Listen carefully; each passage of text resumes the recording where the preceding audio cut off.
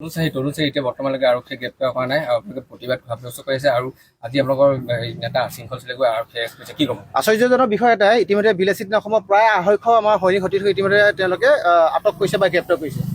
যে আচৰিত হৈছে এটা কথা, যিটো কথাত মানে এইখন চৰকাৰে জাতি মাটিৰ ভেটি শ্লোগান দিছিলে, যিখন চৰকাৰ দিনত আমি ভাবিছিলোঁ কিবা এটা পৰিৱৰ্তন হ'ব।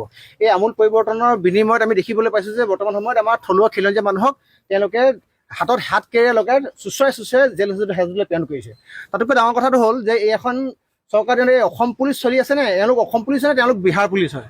গতিকে এটাই আচৰিত খাইছোঁ, তেওঁলোক যদি অসম পুলিচ হয় তেতিয়াহ'লে অসমীয়াৰ কাৰণে সেইখিনি ন্যূনতম আৱেগ থাকিব লাগিছিল। আমি বিলাসিতৰ তৰফৰ পৰা এটাই কথা আমি তেওঁলোকৰ অসম পুলিচ প্ৰশাসনক ক'ব বিচাৰিছোঁ যে অনতি বিলম্বে বিলাসিত অসমৰ কেন্দ্ৰীয় সমিতি আমাৰ মুখ্য প্ৰশাসনিক সচিব শৃংখল চলিহাক মুক্তি কৰি দিয়ক, লগত যি 250 লগ ইতিমধ্যে তেওঁলোকে আটক কৰি আহিছে মুকলি কৰি দিয়ক, নহ'লে কিন্তু আহি থকা দিনত গোটেই সদৌ অসম শিৱসাগৰৰ পৰা আৰম্ভ কৰি গোটেই উজনি নামনি সকলো ঠাই আমি স্তব্ধ কৰি দিম। আপোনালোকে ইতিমধ্যে গম পায় যে বিলাসিত অসমে কেতিয়া কোনো কাৰণত কাৰোলৈ ভয় নকৰাকৈ আপোচবিহীন যাত্ৰা আগবঢ়াইছে। আৰু ইয়াত যে এই বিষয়টো গোটেই ৰাজনৈতিক যে ষড়যন্ত্ৰ ই জল পট প্ৰমাণ হ'ল। আৰু এটা কাৰণে মই ভগৱানক ধন্যবাদ জ্ঞাপন কৰিম যে ইমান আপোনাৰ প্ৰত্যাহ্বান থকাৰ পাছতো আমাক চব ইতিমধ্যে সৈনিকক এৰেষ্ট কৰিছে বা আটক কৰিছে। মই 14খন 15খন আপোনাৰ চেকিং গেট পাৰ হৈ আহি আপোনালোকৰ আশীৰ্বাদত এটলিষ্ট আপোনালোকক দেখিবলৈ লগ পালোঁ।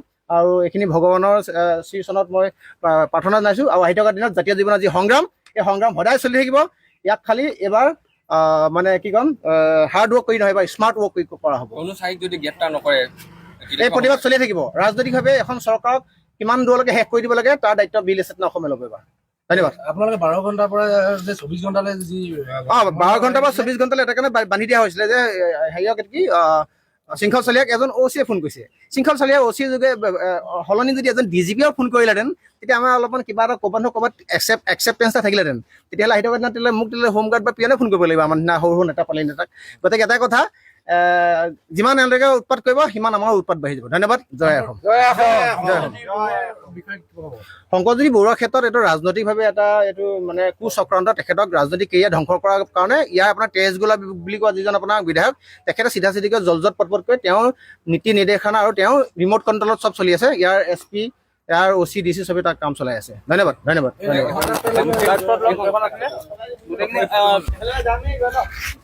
শ্লোগান লাগিব